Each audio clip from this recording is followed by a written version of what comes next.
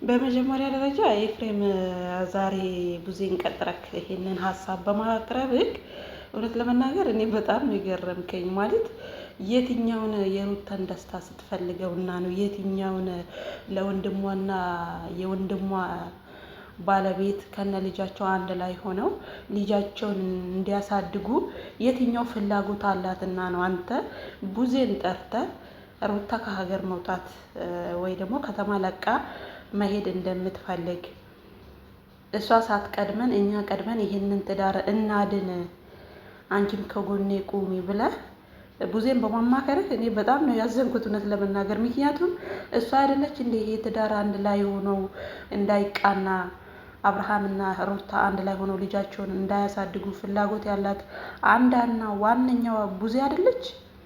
እንዴት ነው ይሄ ሀሳብ የመጣልህ ኤፍሬም? እኔ ግርም ነው ያለኝ። እግዚአብሔር ነው የምላችሁ። ማለት እሷ ማለት እኮ ለሄርሜላ እንደምትከራከር አብርሃምና ሄርሜላ አንድ ላይ እንዲሆኑ ፍላጎት ያላት ሴት እኮ ናት። ገባክ? አንተ ሩታ ከሀገር ልትወጣ ነው፣ ስለዚህ አንድ ላይ ይሁኑ፣ በኋላ ከሄደች በኋላ ብዙ ነገሮች ሊበላሹ ይችላሉ፣ እኛም ደግሞ ሊጸጽተን ይችላል። ዛሬ ማድረግ ያለብን ነገር እናድርግ፣ ከከተማ ለቃ ልትወጣ ነው ስትላት ትውጣ ነው ያለችው።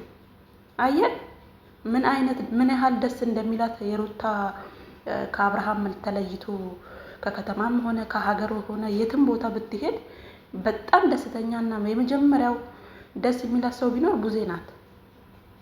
የምሬን ነው የምላችሁ። ትውጣ እኮ ነው ያለችው በሙሉ አፏ ማለት ነው። ስለዚህ ኤፍሬም ምን አስበህ ይሄንን ሀሳብ ለቡዜ እንዳቀረብክ ራሱ አይዶን ነው ብቻ ተሳስተህ ይመስለኛል እውነት ለመናገር እንጂ ቡዜ ለትዳራቸው ጠንቅ እንደሆነ ይታወቃል።